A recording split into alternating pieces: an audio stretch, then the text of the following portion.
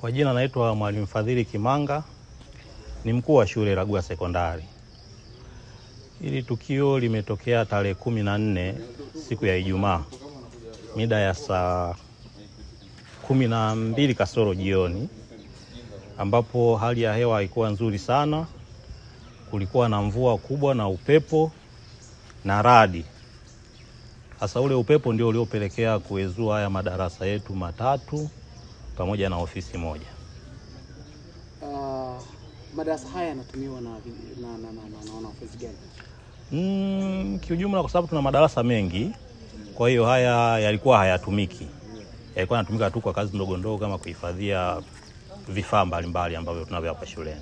Vipi ombi lako kwa serikali na mheshimiwa mbunge? Ombi kwa serikali kwanza ni kufanyia marekebisho haya madarasa, kwa sababu ni yale madarasa ambayo yalijengwa muda mrefu na yalikuwa hayana ukarabati. Kwa hiyo kutokana na hii hali ambayo imetokea, tungeiomba serikali iweze kutusaidia ili kuweza kuyarekebisha haya madarasa. Pia mbunge aweze kutusaidia ili madarasa yarudi kwenye hali yake.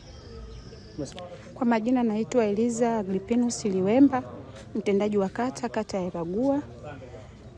Katika kata yangu tumepata maafa kutokana na mvua iliyonyesha tarehe 14 kuamkia tarehe 15, ambapo kaya 433 zimepata maafa, ikiwemo na taasisi ndani yake. Kwa maana taasisi zipo 5.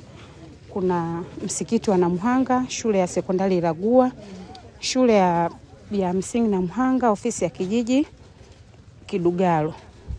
Kwa hiyo kama mtendaji kata kushirikiana na wenye viti wa vijiji wa kata ya Iragua, vijiji 4 pamoja na watendaji pamoja na mheshimiwa diwani, tulishirikiana kwa pamoja kwa ajili ya kuhamasisha wananchi kwanza waanze kusaidizana wenyewe kwa wenyewe, kwa maana kwa kulingana na adha hiyo kubwa tusingeweza kumsaidia mtu mmoja mmoja. Kwa hiyo tulifanya mikutano kwenye kata nzima kwa jana na kuhamasisha wananchi waweze kushirikiana wao kwa wao katika kurudishia zile nyumba ambazo zinaweza kurudishika kwa haraka ili watu waweze kupata makazi ya kujihifadhi.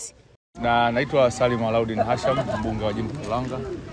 Mnamo tarehe 14 mwezi wa 3 2025 nilipokea taarifa ya maafa yaliyotokana na upepo na mvua yaliyotokea katika kata ya Iragua katika vijiji vyote 4, na maafa yale yalikuwa yameleta madhara tofauti. Kuna watu ambao kiukweli mpaka sasa hizi hali zao ni mbaya.